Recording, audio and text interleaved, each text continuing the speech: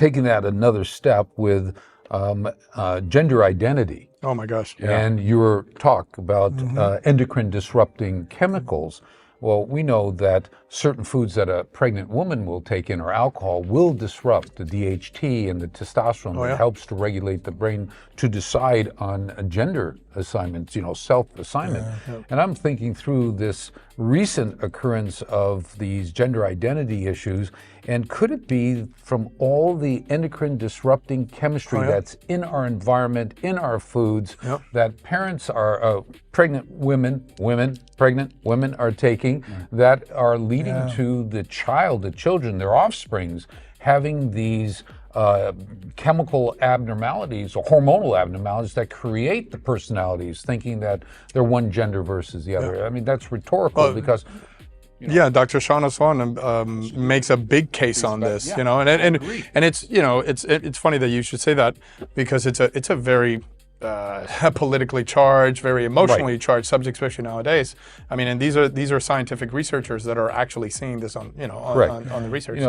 It's a question between someone making a conscious decision to be another gender as opposed to the deficiency of the hormones that allow us to establish a specific gender, which is lost. It's blurred. Right. So then they're trying to figure out which one, and they choose the one which fits them biochemically. Right.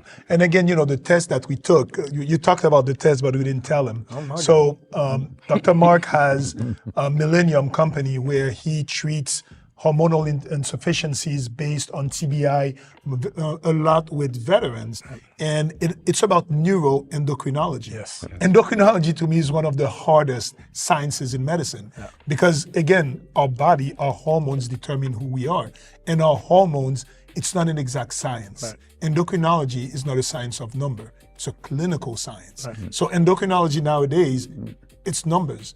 You'll see the regular endocrinologists, they'll tell you, if your number's above this, you're fine. If it's below this, it goes way beyond this. So to be able to understand the complexity of the endocrine system and what's going wrong with it, because most of those toxins that are endocrine disrupting chemicals, they're mostly estrogen based. They're estrogenics. And I feel like this is why men are so victims of this. And we're seeing it in our society. We're seeing that. Well, I think it's a great opportunity to go, now that we know you're the TBI expert and the cascading effect on our endocrine glands, the use and administration of hormones for longevity and overall well-being. Let's talk a little more about hormones, because that's what we specialize in. Right. Well, there's one of my mentors from USC, Dr. Caleb Finch, wrote a book on neuroendocrinology and longevity. And what he clearly stated is that when you lose the hormone production in the brain, systems start breaking down and increase or decrease your longevity and increase your disease states.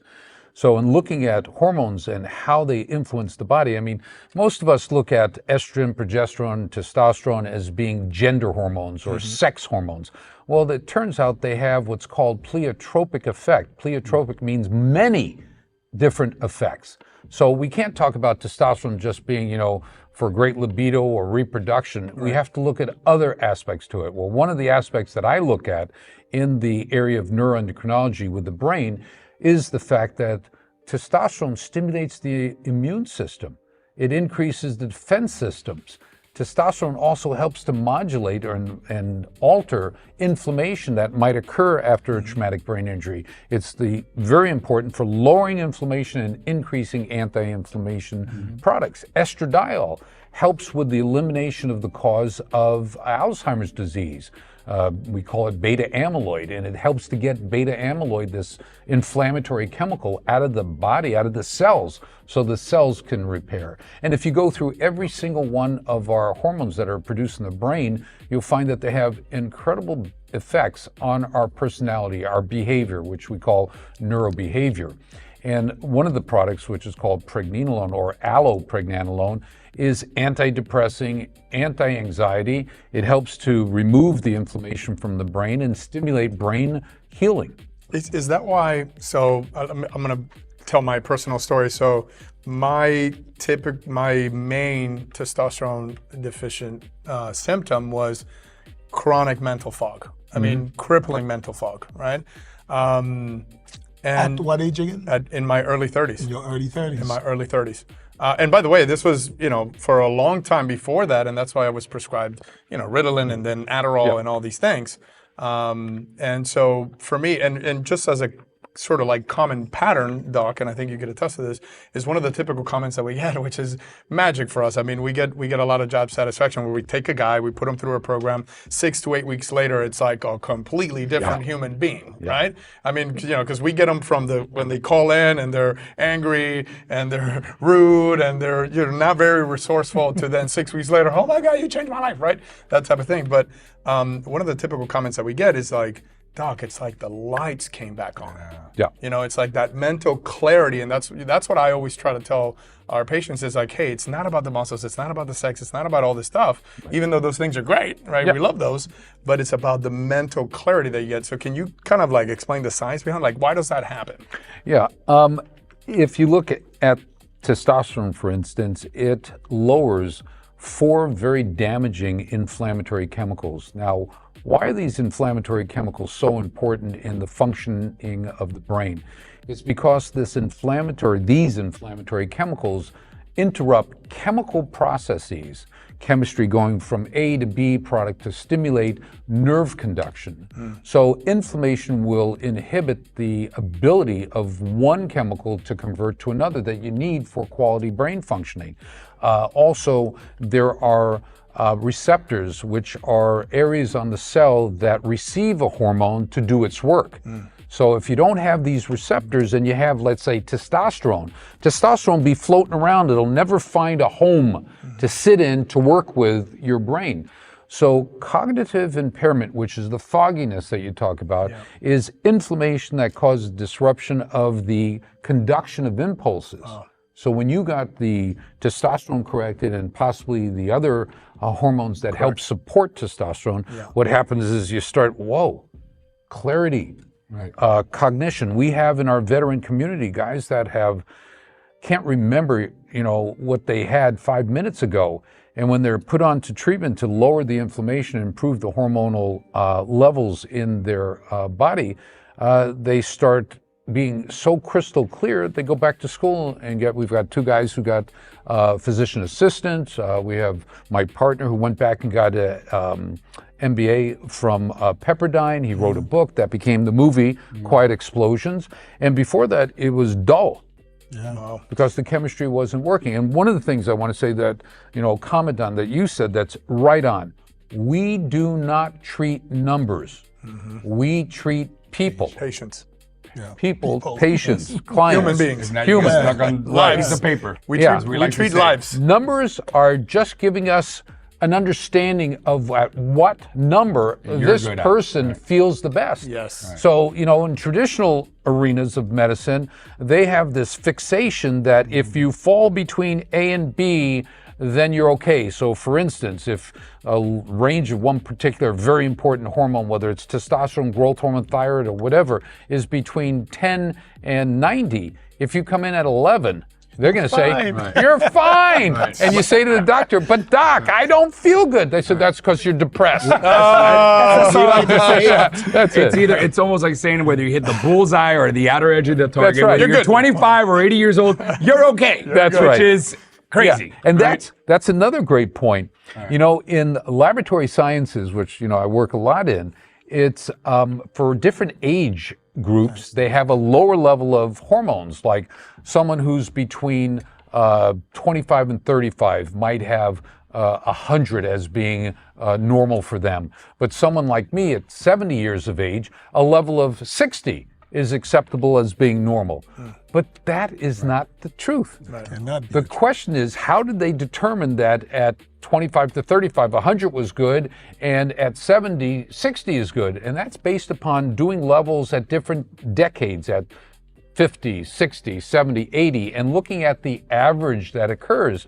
And they're saying, that's normal. And I said, that's not normal. What it is as we live longer, we have more damage to our regulatory hormonal system in the brain. So what happens? As we live longer, the levels go lower, not because of our age or genetics, but because of the traumas that we have on a daily basis. Wow. And our environment, right? And our environment. Our environment. The- 100%. accumulation of all this. 100%. Yeah, the endocrine disrupting chemicals, the, Electromagnetic I fields do now you martial have. arts, or I shoot shotguns, in Texas and so forth. And And it's funny. It's almost like and it's almost a sort of like a mounting effect, because as these things go, so the health stage of our Correct. population Correct. continues to decline and decline and decline and decline, which is why some of these reference ranges have been lowering over time as well. Right. And so it's like we have a entirely hugely super sick population, and you're saying, well, in comparison to them, that's normal. Well, that's not my normal. that's right. I don't want to be that. I don't Yeah, wanna be like Back that. in the day, it was like 800. Back in the 60s, what we like to Right. tell people, and you have a 30-year-old like myself come in and be at 400, and my doctor tells me, hey, you're Yeah, okay? yeah. In comparison to what? To Yeah. what? Right? Yeah.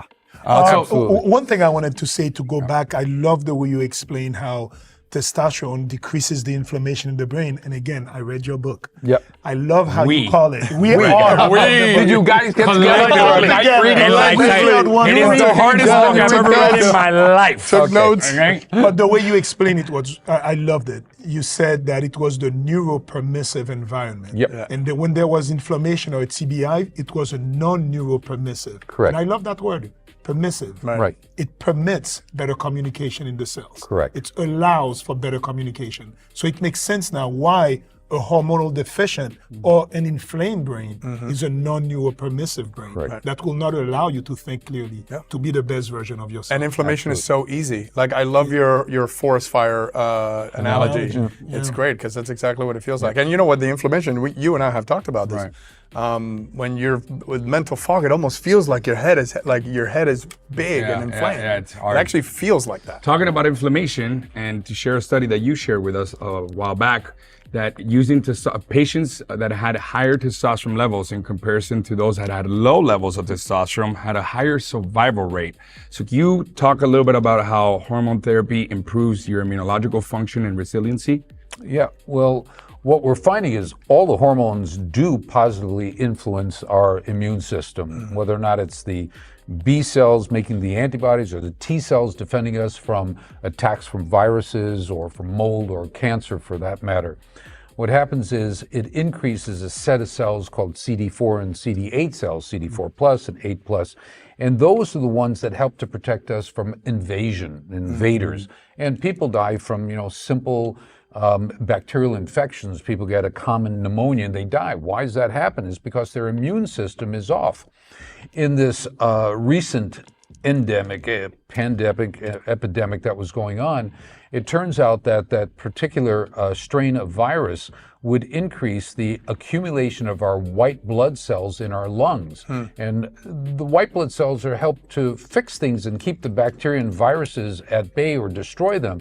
But what this specific virus did was cause the white blood cells to accumulate in the lungs so that they all together dropped cytokines to create what everybody knows is called a cytokine storm. And that cytokine storm is what caused us to lose our lung functions, hypoxia, low oxygen, and die. Well, it turns out that one relatively minor perceived hormone, it's very important for us, but across the spectrum of traditional medicine, DHEA actually increases a chemical that protects your lungs from that COVID storm. So that's one very specific means by which the DHEA, a hormone, increases something called DEL1, which protects the lungs from all the white blood cells accumulating in it, dumping their inflammatory chemistry, causing the ability to exchange oxygen and carbon dioxide to go to zero. So you actually die from suffocation. Suffocation. Wow. Yeah. And it's amazing that you can It's- remember all of yeah, those like- pathways and all of And he's those 70. amazing Okay, complicated. he's 70. This is amazing. Man. You're always in heart. I practice what I preach. Yes. And I've Oh, been- yes, you do. Yes, you 20 do. Yes, Yes, for you do. 29 years, and I don't share it very much, but I had 6 traumatic brain injuries from martial I arts, didn't know car that. accidents, and whatever.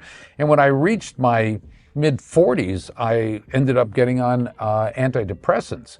And one of the reasons for why I'm here in this space, educational space, is because I'm a reader. So my escape was reading. And so I read and I found this couple articles that associated trauma with hormone deficiency. So I ran and got blood tests. And I was deficient in 3 of the 4 major hormones, Wow, growth hormone, look at that. testosterone, and thyroid. Wow. And within 90 days of replenishing it, it was like my world, as you were saying. Yeah. You woke up. Yeah, the lights came on. And that was in 97. And then I started doing this very intense reading. And then by 2004 was committed to the area of neuroendocrinology and started seeing how trauma, reduced hormones, increased the occurrence of all these psychiatric conditions.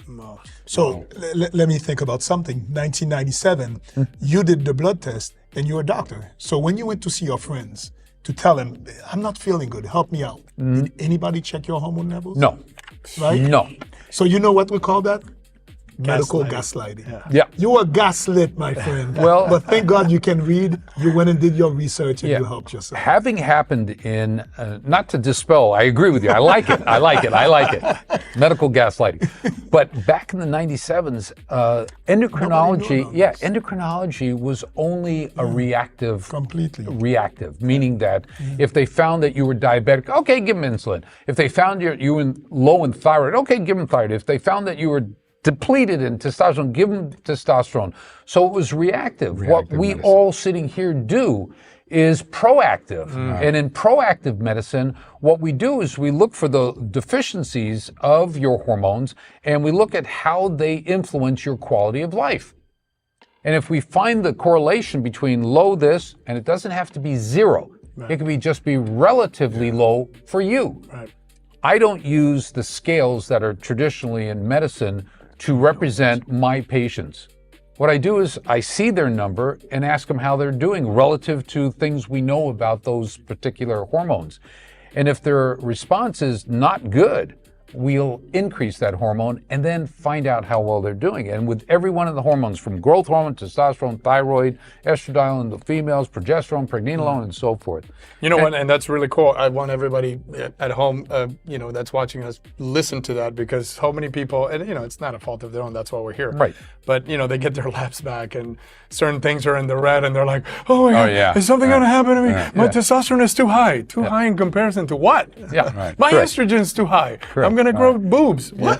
One of, No, go ahead. yeah, one of the funniest things is, have a woman come in and we run a 28-point biomarker panel. And that is very significant for finding all the endocrine, neuroendocrine disrupting issues, as well as the effect of trauma on the brain.